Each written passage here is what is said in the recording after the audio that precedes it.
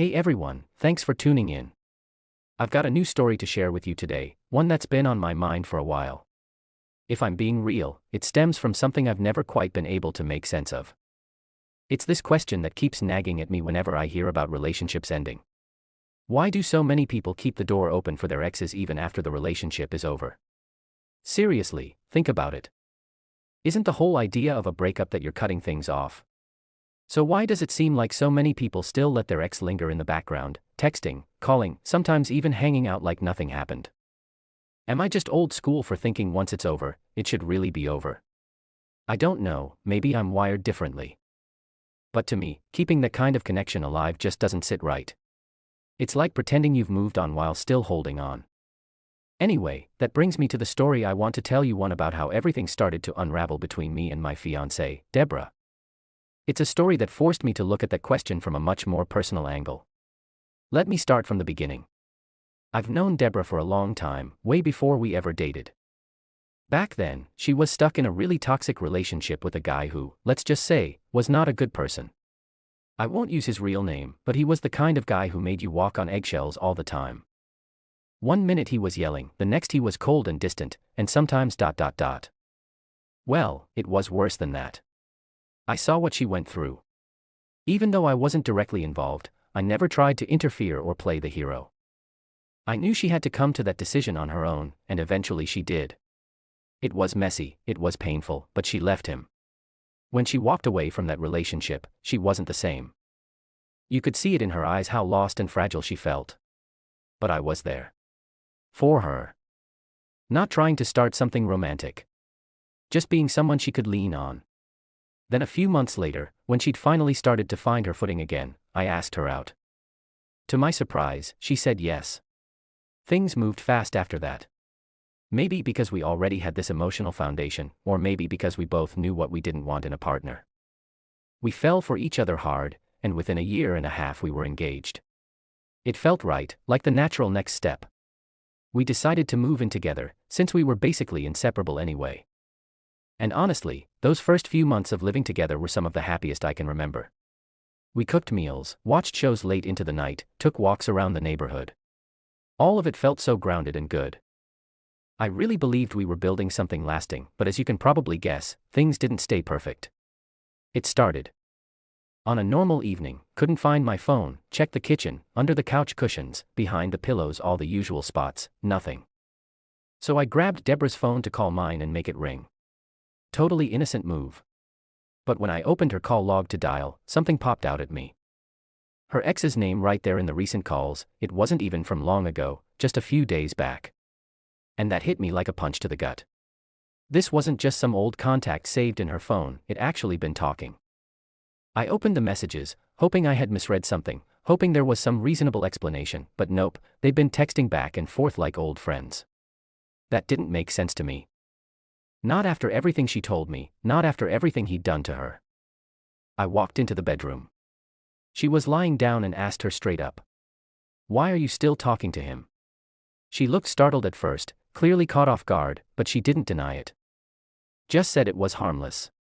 They were just talking casually. He just checked in, she said, but I told her exactly how I felt, that it made me uncomfortable, that it crossed the line. She had told me she was done with him, that he was in the past, that what he put her through was unforgivable. She looked at me and said, if it makes you feel better, I'll cut off contact. I don't want this to come between us.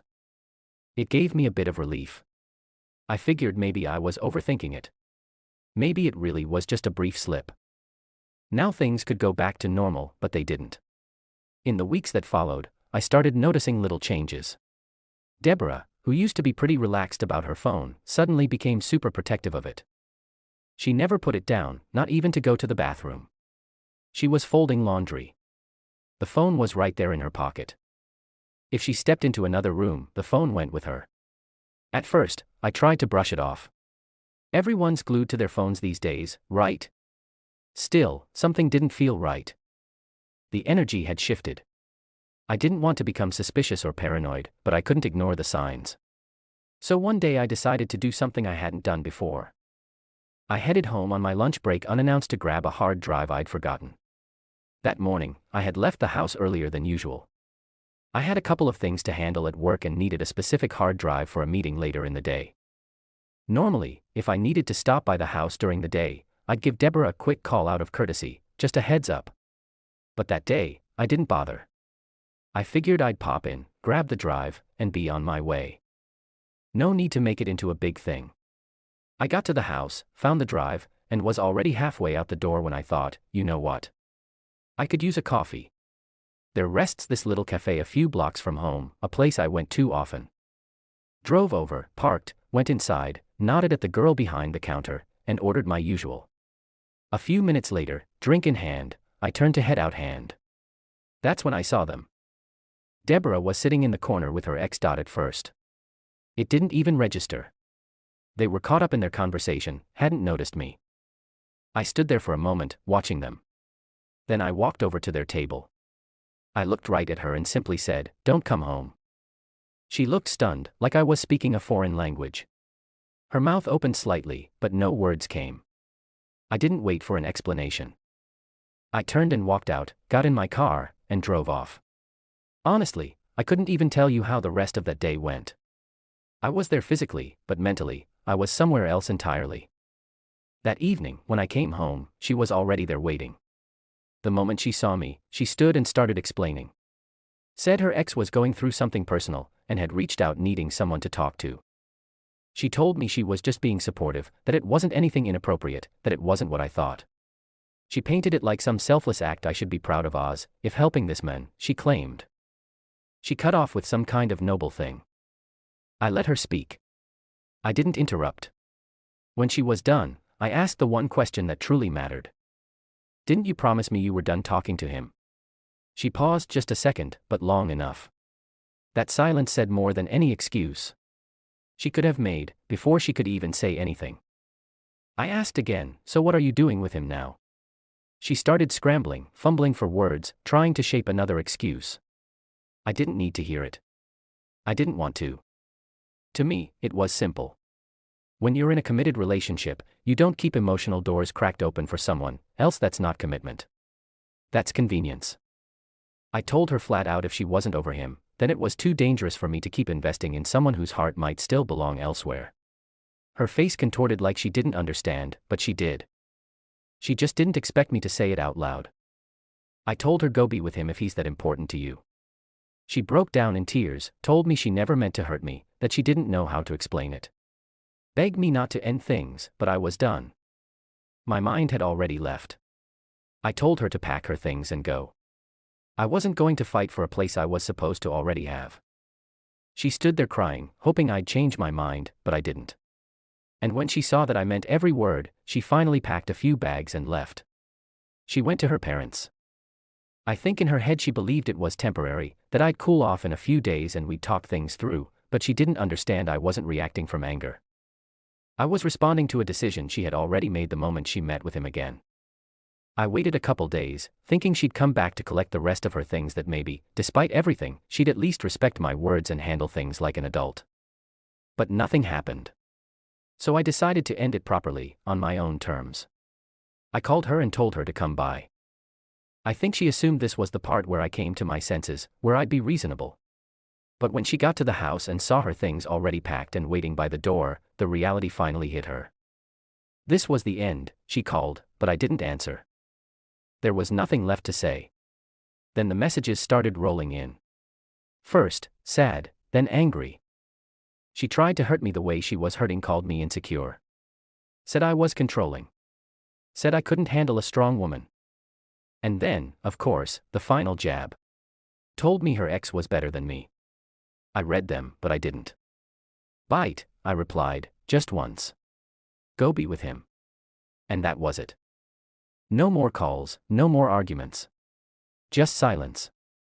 After everything, I had a lot of time to sit with myself and reflect, not just on Deborah, but on the whole situation. And if I'm honest, I felt two things at the same time. Sadness and relief.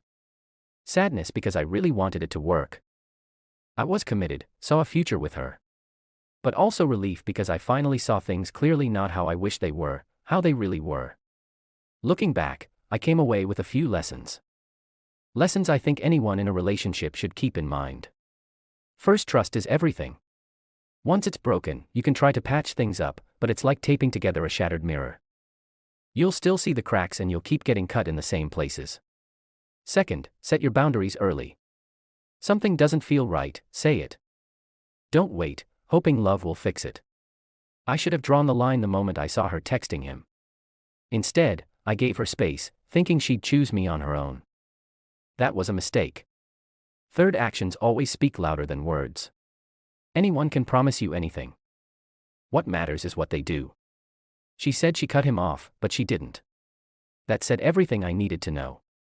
Fourth, emotional independence is key. Can't build a future with someone who's still tethered to their past. It's like trying to run a race while someone's got a grip on your ankle. You're never going to make it far. And lastly, sometimes walking away is the only thing left to do. It hurts. Yeah, but staying in something broken, hoping it'll heal itself hurts more. I didn't want to end things, but I wasn't about to lose myself trying to hold on to someone who wasn't holding on to me in the same way. So that's my story. If you were in my shoes, what would you have done? Did I make the right call or should I have given her another chance?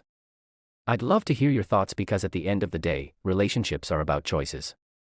You choose to trust. You choose to protect that trust. And if someone chooses to break it, then sometimes the choice left is to let go. If you enjoyed the story and want to hear more just like it, don't forget to like the video, drop a comment with your thoughts and subscribe for more stories. Your support helps these stories reach more people and trust me, the next one, it's even wilder.